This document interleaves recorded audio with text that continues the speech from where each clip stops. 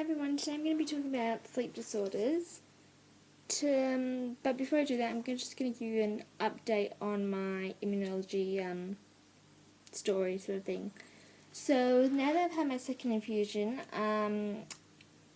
it was okay, I guess you could say. I've seen a little bit of improvement, but not as much as I was hoping. So the update is that I had my second one that only took 2 hours instead of 8 hours. They gave me something called cortisol that kind of made me feel a bit nauseous, so I didn't really do any vlog or video there. And also it was pretty noisy.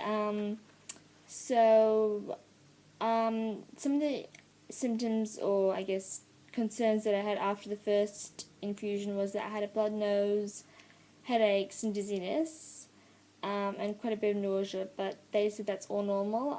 When I went to the second infusion, they gave me all the pre-meds that made me a bit lightheaded. I didn't have a temperature, but my temperature was on a bit of the high side, so they gave me some Panadol to bring that down. And my blood pressure was a little bit low, but not dangerously, so it was just on the sort of low side of it. So nothing to worry about there, and they didn't keep me for observation after, which was kind of good, so I was kind of happy with that, so I got to go home. I do feel the day of the infusion and the next day I tend to sleep quite a lot, like I want to sleep, which is probably normal, I'm not sure, I didn't really ask.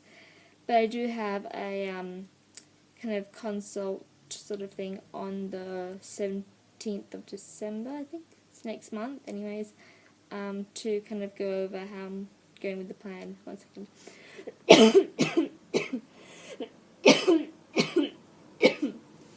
So, yeah, that's going to happen.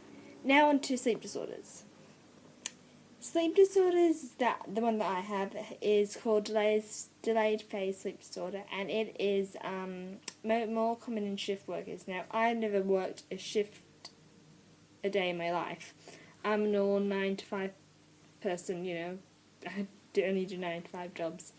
But it is very common in shift workers, and I went to a sleep clinic doctor they suggested to do a sleep study to see what was going on with my sleep. Now before that I had tried everything under the sun to sleep. I had tried warm milk, hot milk, cold milk, decaf coffee, cold showers, hot showers, exhausting myself, nothing worked. So they decided to do a sleep study. So they put all the electric sticky things on my body, and I got there about 5, and then I think I was there till 5 o'clock the next day, so good, overnight. And I kind of turned my lights off about 10, but I didn't really sleep till about 12, 1 o'clock in the morning. So then they gave me a sedative, and then I was asleep.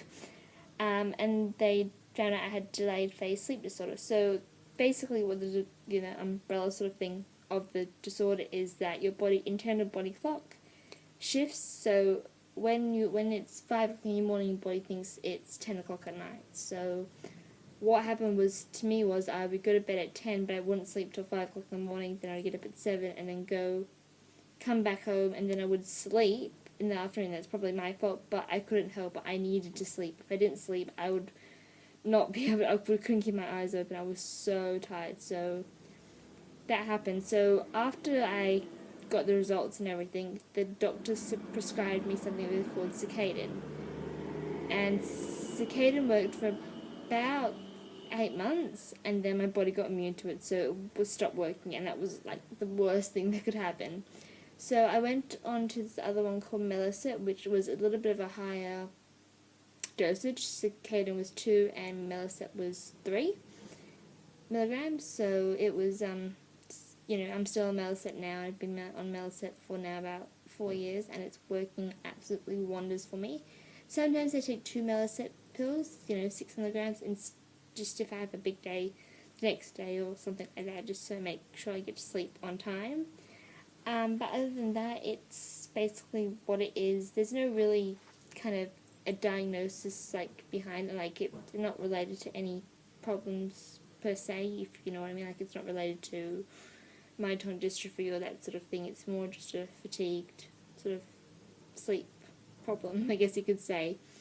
So stay tuned for my next blog. I will be probably videoing maybe at the hospital, or if it's too noisy here, and I will also update you about my immunology. I might do an immunology update video, or I'll do something completely different, I'm not sure yet. But comment down below any questions you have, or you can, ask me on Instagram.